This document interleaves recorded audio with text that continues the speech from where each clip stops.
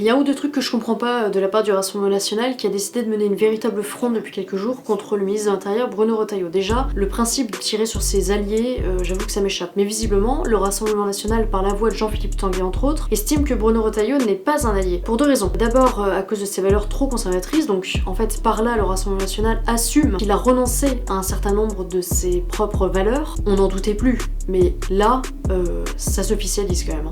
Et puis l'autre reproche, c'est le fait que Bruno Retailleau soit issu des Républicains, parti minoritaire aux dernières législatives, ok. Ce qu'il lui reproche surtout, en fait, c'est d'être issu d'un parti qui a renoncé à beaucoup de choses, donc on y revient. Moi, je m'aventurerai pas trop sur ce terrain-là à la place du Rassemblement National. Un parti qui a porté des personnalités, des personnages qui aujourd'hui ont été ou bien condamnés, ou ont capitulé avec l'ennemi d'une certaine manière, les macronistes, etc. Si on réfléchit dans cette mesure-là, on se dit que c'est une stratégie du Rassemblement National de viser Bruno Retailleau qui pour eux représente de facto un danger. La question c'est quel danger? Dans quelle mesure? Dans quelle perspective? Sur quelle échelle? Aujourd'hui Bruno Retailleau est ministre de l'Intérieur. Son discours est conforme au verbe près au discours du Rassemblement National. Outre ses propres valeurs, mais qui finalement ne regardent pas, j'ai envie de dire, parce que si on commence à parler des valeurs personnelles de chaque élu du Rassemblement National, on risque d'avoir quelques surprises. Est-ce que le problème est lié à la nature du combat? Moi ce qui m'agace, d'abord c'est de ne jamais se satisfaire de rien. C'est d'attaquer quelqu'un qui donc non seulement a le même discours, mais en plus est aujourd'hui à un poste stratégique, qui disent oui, il dit beaucoup de choses, mais il ment, mais il va pas au bout, etc.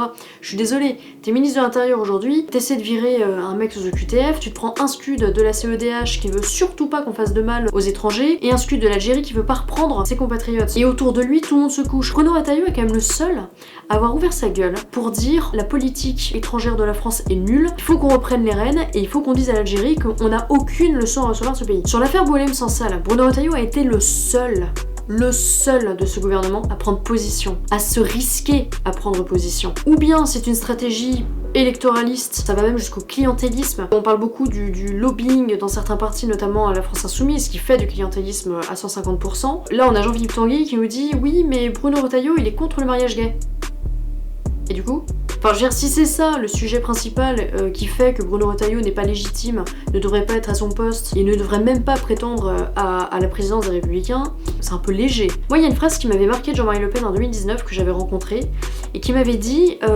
vous savez, moi j'ai toujours tiré à reculons.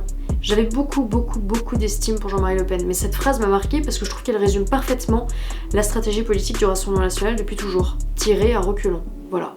En même temps, être dans l'opposition, c'est avantageux. Hein. On n'est pas haï parce qu'on n'a pas de bilan. Les seuls bilans sur lesquels on peut être jugé sont des bilans au Parlement. Mais sur cette critique permanente et cet acharnement sur Bruno Retailleau, moi je pense qu'il y a des questions à se poser en fait vraiment sur une stratégie électoraliste, mais aussi sur la base des valeurs du Rassemblement National qui a fondamentalement changé, on le sait depuis des années, avec cette rupture avec les idées de Jean-Marie Le Pen. Mais pourquoi faire? Et pour aller où? Et pour choper quel électorat? Parce que là, en fait, en critiquant Bruno Retailleau, ses valeurs, c'est ça qui est important, ses valeurs, ses mots, ses actes, le Rassemblement National se tourne vers un autre électorat, en tout cas se détourne d'un électorat. Donc ma question du début est la même. Que fait le Rassemblement National?